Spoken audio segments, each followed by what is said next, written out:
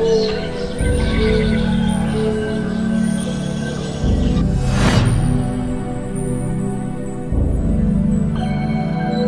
very fortunate today to have such a person of knowledge in the mental health field with us. It's my honor to introduce my fellow colleague and our next speaker, Sister Kameelah Rashad. I recently noticed that she spoke at this year's 10th Annual Muslim Mental Health Conference with a panel of other people of color discussing Black Muslim psychology. She discussed the prevalence of anti-Blackness and intersectional invisibility, and we're so grateful to have her voice here represented today at this event. Today, Sister Kameelah's presentation will focus on compassionate, emotionally intelligent leadership. Sister Kameelah is the founder and president of the Muslim Wellness Foundation, a nonprofit organization dedicated to reducing mental health stigma and promoting healing in the American Muslim community through dialogue, education, and training. Sister Kameelah also serves as the Fellow for Spirituality, Wellness, and Social Justice at the University of Pennsylvania, an advisor for Penn Sapelo, the first Black Muslim student organization on campus. In this capacity, Sister Kameelah supports students in their exploration of faith-based activism, spirituality, emotional well-being, and healing. Working in conjunction with the chaplain's office, she collaborates with other cultural centers on campus to facilitate intersectional conversations on religion, race, identity, belonging, and advocacy. Sister Kameelah served 3 years as the Muslim Chaplain at UPenn and continues to facilitate discussions on religious identity, development, and challenges faced by American Muslim youth. Sister Kameelah, the mic is yours. Assalamu alaikum. Oh, come on, guys. We can do better than that. Assalamu alaikum. That's more like it. MashaAllah. I'm honored to be here with all of you. This is a topic I think, as someone has already mentioned, we need to include in all of our discussions, not just during Women's History Month or during particular events, but really looking at how we integrate discussion of women, of women's rights, of human rights into all of our conversations. So I want to thank you for bringing me here today and giving me the opportunity to offer some of my perspective and experiences, and I hope it is of benefit to you all. When I was a little girl, I grew up in Brooklyn, New York, in Marcus Garvey Projects, one of 7 children. My mother was a single mother for most of my life, but she would still tell me stories. And when I was a little girl, she shared with me a story about a woman she greatly admired. She said this woman was an incredible, inspiring example of faith, of intellect, of commitment, of strength, and of perseverance. She owned her own businesses. She was a well-respected entrepreneur. And the gentleman that she chose to be her husband was also chosen by God. And I thought, what an incredible woman. We all know who this woman was. What was her name? May Allah be pleased with her. And she was such an incredible woman that during a time where polygamy was the norm, she was his only wife. And sometimes I think we kind of throw that out there that it was just an anomaly, but I think it really speaks to how special, how unique, how loved she was by Prophet Muhammad, may peace and blessings of God be upon him. And so when we think about her, I wonder where would be her place in our American Muslim society today. A woman who was confident, who was self-assured, who was wealthy, who was educated, who chose her mate, right? Where would she be today? Would she be relegated to just conversations that happen once a year? Would this woman who gave so much to our understanding and to the spread of Islam, would she be relegated to a room never to be seen? So I think we have to ask ourselves, of all of the women that we celebrate who were the righteous companions of the Prophet, a woman who believed in him when he said no one else believed in his message, right? She said, no, this is a gift, this is a divine revelation, right? Without question. She knew that he was special. This is why she chose him, right? She knew that he was someone that we should all pay attention to, that we should all understand to be a mercy to all mankind. And when she saw him in such a distraught state, right, it was her confidence, it was her belief in his uniqueness and his message that calmed him. So do we have leadership that represents the confidence and the calm and the commitment of this woman represented in our masjid boards, in our Islamic institutions, in our organizations? Is that presence absent? And if it is, we need to ask ourselves why. I was reading about how people describe Khadija, may Allah be pleased with her. And I came on this interesting description of, the night in which there was revelation to the Prophet Muhammad, and he comes home. And this description kind of stood out to me, because I think it says something about the tension between how we revere these women in our history, but at the same time, our lenses and our perspectives on their value and their contribution reflects not the history, but reflects patriarchy. It reflects privilege. And so this question said, how many women in history would have that deep level of understanding for their husband's needs and practice restraint in speech and action if confronted with similar behavior from their husbands? The typical wife would instead complain of neglect, that Khadija never gave him a hard time for his long periods of absence, for she appreciated and respected his spiritual needs to ponder, reflect, and unite his heart with the Creator. Now, on the face of it, there's nothing wrong with this. Would you agree? But there is. And saying, well, a typical woman, well, who is that, would feel neglected, that she would give him a hard time for his long absence, right? So there's an undercurrent of almost a disparaging of who ordinary women are. We know Khadija was special, that she was beloved by God. But to say that typical wife, a typical woman would not understand these spiritual needs, I think is a mistake and something that we need to question. So what place, what space would this woman have in today's communities? Would she be elevated or would she be tokenized? Would she be respected or tolerated as long as she didn't raise concerns about problematic gender dynamics? Would she be viewed as an exceptional exception to the unspoken rule, which said that women should just wield power, very quietly? But when they do wield power, this represents a threat to the superiority of men. Right? So if we have Khadijas who are not only in our community, but sitting in this audience today, do they feel that they are as respected as this woman? So if women speak up about injustices within the community, do they risk being perceived as disloyal, as airing the dirty laundry, or often as a puppet of white feminists who want to hate Islam and disparage our beliefs?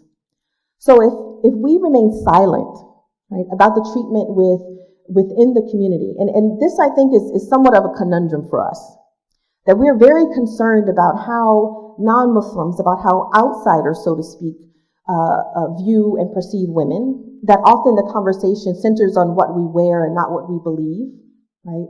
Or who determines what we are allowed to say. But we should be equally as concerned about the treatment within the Muslim community, because it puts Muslim women in a bind, right? That we don't want to sort of betray the community. We don't want to betray Muslim men. We don't want to reinforce this idea that Muslim men are oppressive, that they're intolerant. But when we speak up about things internally that cause concern, that challenge us, that shows the ways in which we are still struggling, right? Those women are told to be quiet, right? We are told that this is not the time or the place because it would only become fodder for Islamophobes. We are told that we have to deal with the hate that we are experiencing from outside of the community, and everything else, let's just stay quiet about that because it's going to be counterproductive. I think this is a mistake. I know that this is a mistake. We have to do both.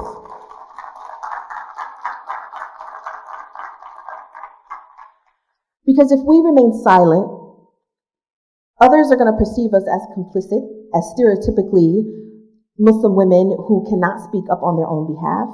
So what is the price of silence? Audre Lorde is a Black woman activist, and she says, in the cause of silence, each of us draws the face of her own fear of contempt or censure or some judgment or recognition of challenge or of annihilation. But most of all, I think, we fear the visibility without which we cannot truly live.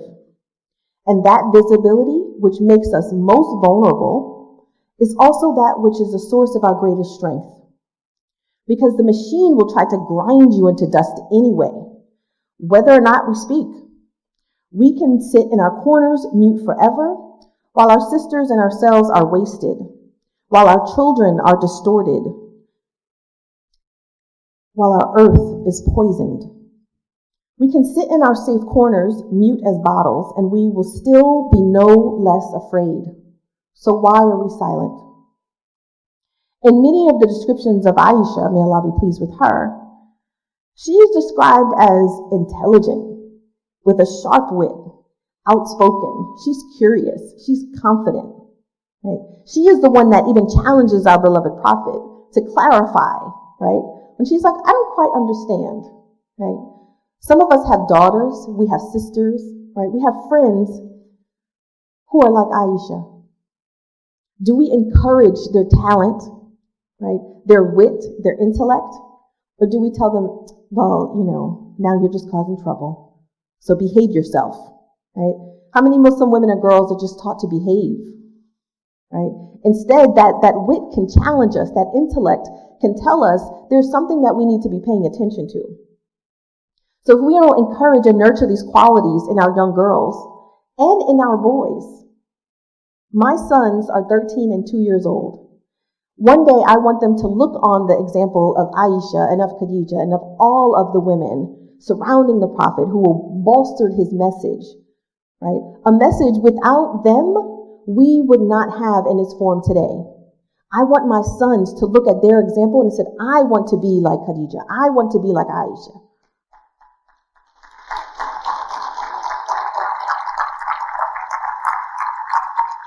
But if we don't teach our sons that they also serve as examples, right? The images that come to mind when we think of a leader will not include them. There was a study done a few years ago, and it says the prompt was, draw an effective leader, right? Is she a woman? But there were several researchers in organizational psychology who found that even unconscious assumptions about gender roles and gender norms prevent people, even women, from being able to see a leader in their own image. And some of this is because there is no representation. There aren't women who are in bona fide positions of leadership, not tokenized positions of leadership, but they actually wield power and authority and have influence.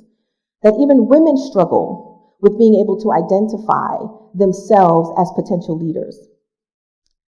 So we have to ask ourselves, why is an effective leader only imagined to be a man? We have the prophetic example, and as a woman, I draw so much strength and inspiration from his example.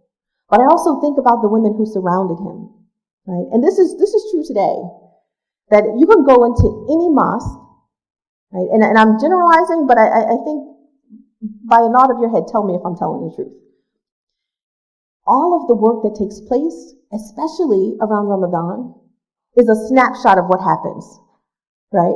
There's so much activity and there are people in the mosque every night, all day long. What would happen if all of the women said, you know what?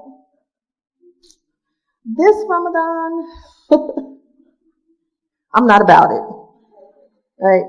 What will happen to that iftar if women decide, can the men serve us some tea? Right? Who's going to pull together all the meals to make sure and this is something that I think is truly miraculous. It doesn't matter how many people come to iftar on any night in Ramadan, everyone gets fed.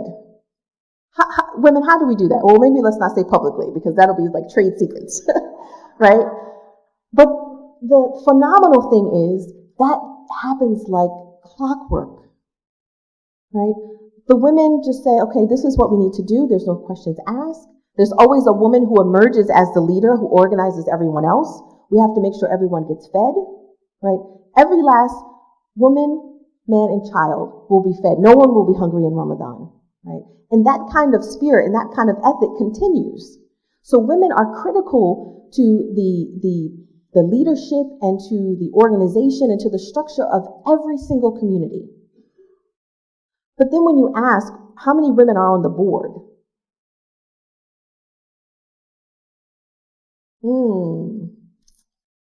There we have a problem. So why aren't we using the knowledge and the intellect, the strategy of Muslim women who can organize an entire community for 30 days, right? And when we think about, especially when Ramadan comes in those months where we're praying Isha, and then we're like, should I go to sleep? Because I have to be up in 2 hours, right? So should I just stay up and read Quran?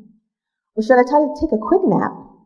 But I don't want to drink coffee, right, during Sahur, because then I can't. So all of this is happening within the space of a few short hours. But there are women who are like generals who are organizing their families and the entire community to make sure that we're fed, right, and to make sure that we're comfortable. And that when we're praying Taraweeh prayer, right, there's a focus and a centeredness that we can bring to that prayer, because what is happening in the kitchen, right, what is happening with the small children? So why not bring that value and that ethic and that spirit to the governance of a community?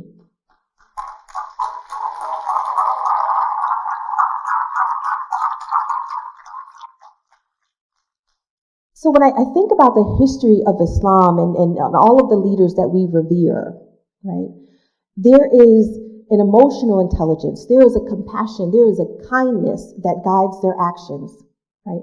And stereotypically in today's world, those are like feminine characteristics, right? This ability to care and to nurture is something that's supposed to be inherently attributed just to women, but men also display this characteristic. But what we need to ask ourselves is, why isn't it as valued in positions of leadership that women can bring to an entire community? So the trials and tribulations of prophets are well documented, and they're certainly instructive. But I feel myself drawn to the stories and the challenges of the women who are not named, right? But again, those women who are silently and firmly and with conviction pushing that message on. So as we think about the challenges and the difficulties that are borne by those who are unnamed over the course of our history, I also think about the mothers of the prophets. And I'm particularly drawn to the story of Musa. And her story is kind of hidden, it's embedded in the larger narrative of Prophet Musa, but is equally as important, because she represents this test of faith and of fortitude, and it's recounted in the Quran. So Allah subhanahu wa ta'ala reminds Prophet Musa, and indeed we had already confirmed favor upon you another time, when we inspired your mother with the message saying, throw the child into the chest, and throw the chest into the river. The river will cast him up the bank, and he will be taken up by one who is an enemy to me and an enemy to him. But I bestowed upon you love from me, that you will be brought up under my eye.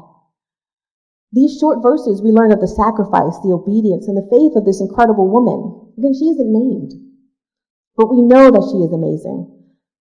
But for just a minute, let's imagine the fear that may have gripped the heart of Musa. Pharaoh had already begun waging war and genocide against the children of Israel, ordering the slaughter of all of the male children. But this nursing mother was instructed by God to throw her child into the water and into the arms of the oppressor who was already terrorizing their community. So imagine her fear, right?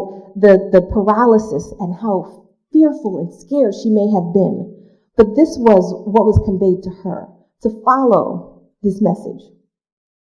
She may have been torn between her love for her baby and her deep and abiding faith in the mercy of the Most High. But she chose to do as she was instructed. She fulfilled God's command, and she was assured that her child would be protected. But this didn't stop her from crying out in grief and distress. We can surmise from the degree of her anguish from the following ayat. So we restored you to your mother, that she may cool her eyes and she should not grieve. My son is 2 years old, and when I was reflecting on this verse, I thought about the times in which I was a nursing mother. And for someone to say, well, this is what I need you to do. Put your baby in a box, throw the box into some water, but he'll be all right. Right? How many of us will be like, okay, I'll do that. Not a problem. Right? Even just physically, thinking about how much she may have ached, both emotionally and physically, from the separation between her and the baby. But as Muslims, we are instructed to give reverence to the womb that bore you. Women are the vessels through which many of the most awe-inspiring miracles of God have been realized. Indeed, as stated above in the verse 37 of Surah Taha, before Prophet Musa embarks upon his mission to warn Pharaoh of his transgressions, our Lord reminds him of one of the first favors he bestowed upon him. And this favor is that of an inspired, faithful mother who heeded the message of her Creator. This is a miracle. But women are assaulted by negative images and media portrayals on a daily basis. So when we're talking about revering the wombs that bore you, right, or just the importance of female leadership, the importance of being able to provide education and empowerment to young girls, do we remember this in our day-to-day lives? Because as a Black Muslim woman, I stand at the intersection of three major fault lines, and that is of being Black, of being Muslim, and of being a woman. So I feel these fault lines and I experience them in a very intimate and personal way. So the slight tremors, right, that we may experience because of the political climate or the social cultural climate, I feel them as a Black Muslim woman. And there are times when I'm expected to defend or explain or justify or rationalize my love of Islam, my love of my culture, and basically my very existence. People have asked, well, you seem like an intelligent person. Why do you cover? Depending on the day, they might get a different response from me. If I'm feeling gracious, I may go into my own kind of personal experience and journey, and there are other days in which I give them a question in return. Is what do you know of my faith, truly? What do you know of me, aside from the things, the stereotypes and the biases that you've internalized? People have asked, well, aren't you hot in all those clothes? And they say it with such like sympathy, right? Aren't you hot? Why do you wear so much? I'm like, well, aren't you hot?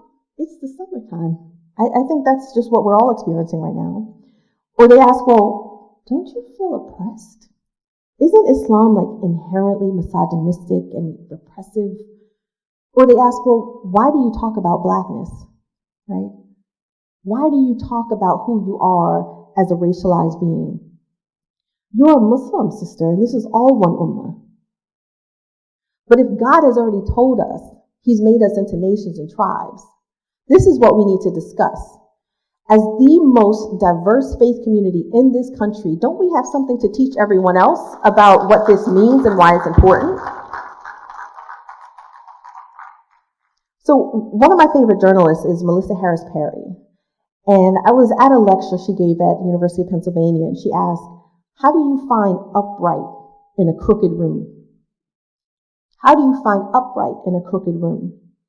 And I find upright by drawing from the beauty of my faith tradition, by constantly seeking the mercy and the forgiveness of the Most High, by reflecting on the example of our beloved Prophet Muhammad ﷺ, who showed in both word and deed the utmost respect for women and advocated strongly on their behalf, by being the best example I can be for other Muslim women who are also searching for meaning and purpose in that unique and special place. For some, like me, is at the center of race, religion, and gender. So I'm proud to be a Black woman. I'm proud to be Muslim. And when I think about how I would have received support for all of those identities from the Prophet Muhammad, I'm looking to my community today to show support to women in the same way. So Audre Lorde, that I quoted earlier, is an activist and writer. She says, there are so many silences to be broken. What are the words you do not yet have? What do you need to say? What are the tyrannies you swallow day by day and attempt to make your own until you sicken and die of them, still in silence? In our community, there's silence around anti-Blackness, there's silence around sexism and misogyny and toxic masculinity, around inequality, poverty, and mental illness. So we must continue to challenge and redefine our beliefs and implicit biases related to women in Islam and who we are able to be in this world, because this is what I believe our beloved Prophet would have asked of us to do. If the first person he went to when he was in distress and he was distraught and overcome, he went to his wife Khadijah, and she was able to provide for him the comfort and the confidence in that his message was something that the world needed to hear. So I pose these questions for us today. What are we afraid of? What do we need to say? What words do we not yet have? If we remain just strictly concerned about the perception of Muslim women from outside of the Muslim community, we're missing an opportunity for a conversation to challenge ourselves, to challenge the ways in which women are treated, so we can talk about the challenges and also the incredible resilience of the community at the same time. And I've become convinced that in order to withstand the onslaught of anti-Muslim bigotry, of racism, of religious discrimination, we have to be honest. We have to be vulnerable. We have to be empathic, and we have to bravely challenge all of those things that we know we experience within the American Muslim community. We have to be willing to do this work. There's a term in family therapy called pseudo-mutuality. And if you've never heard it, I want you to write that down. Pseudo-mutuality. And it's this belief or this commitment to at least appearing as if everything is fine, right? There's nothing wrong in the family. Everyone gets along, right? We really don't need therapy, but someone suggested we do this, but I think we're just okay. So pseudo-mutuality is this trying to convince everyone that everything is okay, but simmering beneath the surface, right? There's a lot of turmoil. There's a lot of chaos that is trying desperately to come out, but people want to ignore.